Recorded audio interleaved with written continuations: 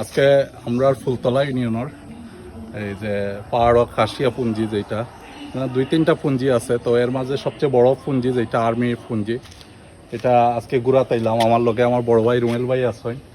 আর এই যে পাহাড়ের যে টিলার খাজে খাজে যে তারা গড়গুলা এত সুন্দর করে করছে, তৈরি করছে, দেখতে আসলে খুব ভালো লাগে।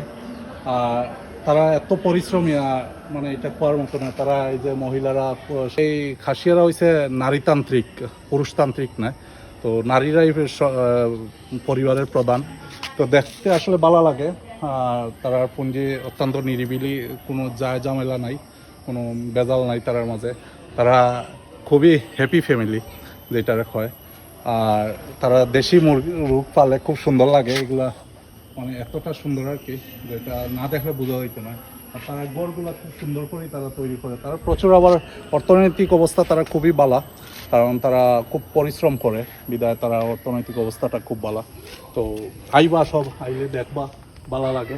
সুন্দর সুন্দর জায়গা আছে পাহাড়ের খাজে খাজে এই গড়গুলা। তো ঠিক আছে, সব ভালো থাকবা। আসসালামু আলাইকুম।